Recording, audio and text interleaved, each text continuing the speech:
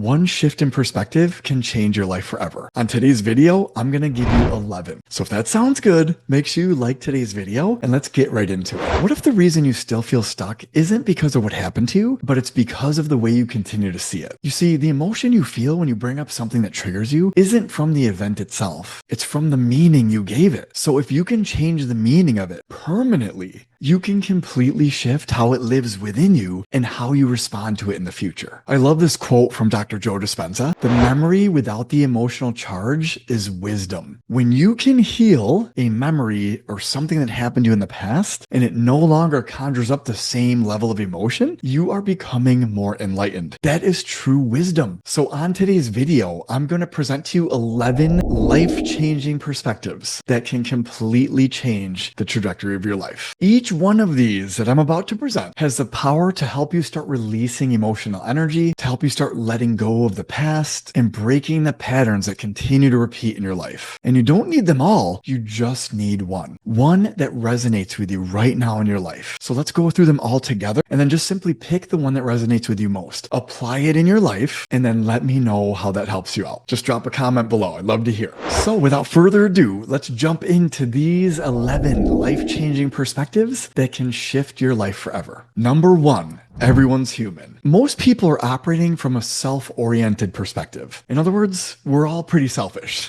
And for this perspective, we just want to understand that we all make mistakes and we know not what we do. Most people are not fully aware of how they behave, how their actions are impacting others, or really the lasting impact they're having on others by how they're treating them. They're simply operating from a self-oriented, limited level of awareness, and they're not really trying to deliberately hurt you, but rather they're just trying to make themselves feel better in some way. Number 2, everyone is their younger 5-year-old self. Until around the age of 7, we can't actually process emotions fully. So whatever you observed or experienced during that time that was deemed kind of traumatic, and by the way, traumatic doesn't have to be something major. It could have just been something as simple as somebody yelled at you and it caused you to feel some type of emotional trauma, some emotional negativity. Those are many traumas actually that are occurring in the body. Well, that could have been enough to cause some type of emotional trauma that got programmed in your mind, and now that very thing is unconsciously playing out in your life without you really realizing it. You're just kind of reacting to similar situations that might come up. And so for this perspective, we just want to understand that most people are still operating from these unresolved core wounds. Their reactions often come from fear, doubt, worry, insecurity, abandonment, lack of love, acceptance, or validation. In short, when you're interacting with people, you're rarely dealing with the fully healed adult version of them. You're often interacting with the 5-year-old version of them. So what I like to do is literally picture their 5-year-old version, what they would have looked like when they were 5. And it helps you see them in a new light. This one's super powerful. Number 3, everyone is in pain. People who hurt others are almost always carrying pain themselves. And what's interesting about this is the way they hurt you is often the way that they were being hurt or are continuing to be hurt. They're simply channeling that energy to you. For instance, if somebody's bullying you or had bullied you in the past, they themselves often were being bullied or are being bullied in some way, shape, or form. And that feeling or pain within them often creates distorted thinking, reactive behavior towards you, emotional disconnection, and ultimately channeling that pain onto others. In short, hurt people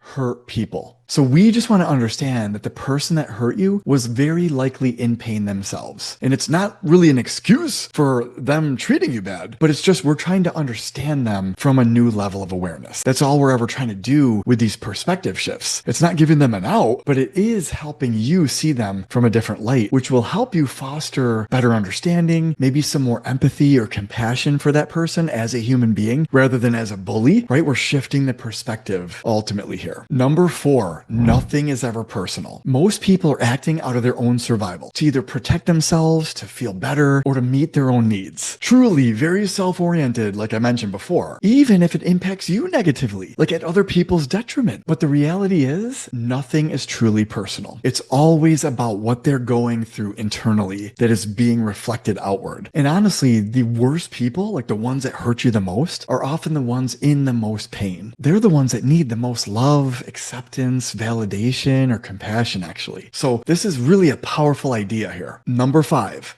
walk in their shoes. we want to try our best to start to see things from their perspective. And some quick examples of this are, what might they have been going through when they did this to us? What kind of pain or pressure were they under? Or very simply, what would lead somebody to do this or to act this way? Ultimately, understanding them will help you to humanize them a bit better. It'll help you to soften the emotional intensity that you're feeling towards them. And it can even help you release that negativity, the anger, the hatred, resentment that you might be carrying or harboring towards them altogether. So really trying to understand them at a deeper level will help you find a little bit more empathy towards them. Number 6, life is happening for you, not to you. This one is super powerful. Every adversity or negative experience carries with it an equal or greater opportunity or benefit. Whether that's a lesson, a redirection or a pivot, or a new opportunity for growth or expansion in some way, shape, or form in your life, that is what will always come out of an adversity that you overcome. Even the most painful experiences, those often hold the biggest opportunities for change in your life. So in short, some of the hardest moments of your life, those are the very ones that shape you, make you stronger, and expand you the most. So we want to understand everything is happening for our greater benefit and expansion and progress. Number 7, we're all doing the best we can. In short, everyone's operating from their own level of awareness, from their own emotional capacity, and from their own life's experiences. And what may feel obvious to you in the moment may not have been accessible to them when that happened. And so in other words, we're all just simply operating from the current level of awareness that we hold in life right now. And from my own experience, most people are completely unaware. They don't even know about these ideas about perspective shifts or about energy or emotion, and that they're holding on to emotional patterns and all these types of things. And so they're just simply operating from their current best level of awareness, which is not very high, unfortunately. So if we can find a bit of understanding and empathy for them, that will simply help us shift the way we're looking at other people. And that's all we're trying to do here with these 11 shifts. Number 8,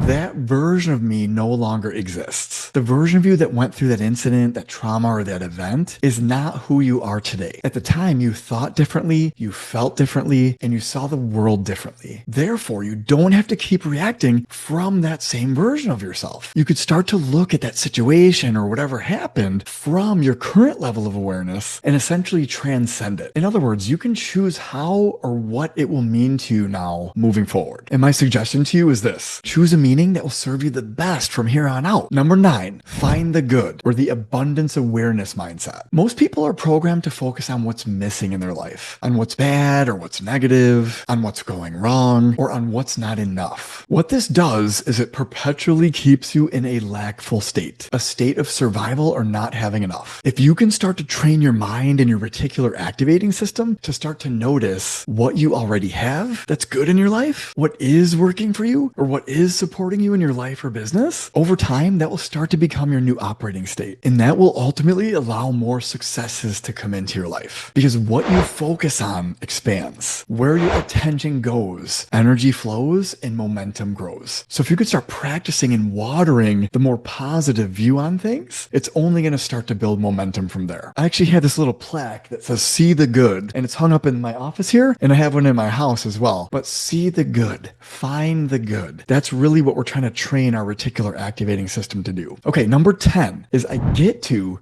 versus I have to. This is another super powerful one. I have to do this, creates pressure, resistance, and heaviness. But I get to do this, creates gratitude, opportunity, and lightness and freedom. It's a completely different way of operating. If I have to do something, you dread it, right? But if you get to do something, it's an opportunity. And the reality is, actually, the life you have to live right now is actually the life someone else is praying to live right now. So we're often kind of taking our life for granted and don't even realize how good we have it. We don't have to do anything, actually. We get to do things in our life. So for this one, we just want to start to see that the life we're living right now is actually a blessing and an opportunity. And that leads me to the last one, number 11, and that's the hidden gift. This is truly the blessing mindset, which actually is very similar to everything's happening for you, not to you, and the one I just shared about we get to do things, not we have to do things. This kind of combines combines them both together. And for this one, to kind of sum it up, is there's a hidden blessing in everything in life. Whether it's a challenge, adversity, or even something good, there's often a hidden blessing that lives there that we're not really paying attention to. Whether that's a new level of awareness, whether that's a lesson or redirection, or hidden advantage or benefit for us. Even if you can't quite see it yet, I promise it's there. So ultimately, instead of asking, like, why is this happening to me? Or kind of being a victim in our life, we want to start to empower ourselves. And we could start by asking a question like this: what is this trying to show me or teach me right now? How is this an opportunity to help me grow and expand or become better in some way right now? Or what could this lead to actually? And really, the idea behind this one is some of the hardest moments in your life contain the biggest blessing for you. They help build the most strength and confidence for yourself. They help start to refine you into more of who you're supposed to be, or they help lead you or redirect you onto a path that is way better serving for you in your life. So just remember this: the patterns and the cycles that keep repeating in your life, they are not happening to you. They're happening for you. Life is a blessing. It's just up to us to discover what that blessing is, to accept it into your life, and then to step into your next level from it. So there you have it, the 11 perspective shifts that can change your life forever. So here's what I want you to do now. With great knowledge comes great power and responsibility. And responsibility actually is the ability to respond. So from here on out, I want you to respond differently to the things that have happened in your life or that might be continuing to happen. Use one of these 11 perspective shifts to help you change the way you're looking at things. Because when you change the way you look at things, the things you look at change. If you change your perspective, you change your life. That's what we're trying to do here. I hope this video serves you amazingly well. If you really enjoyed it, please throw a like on it and just let me know in the comments what was your favorite perspective shift. I'd love to hear it. With that, I hope you have an amazing day, and I'll see you in the next video.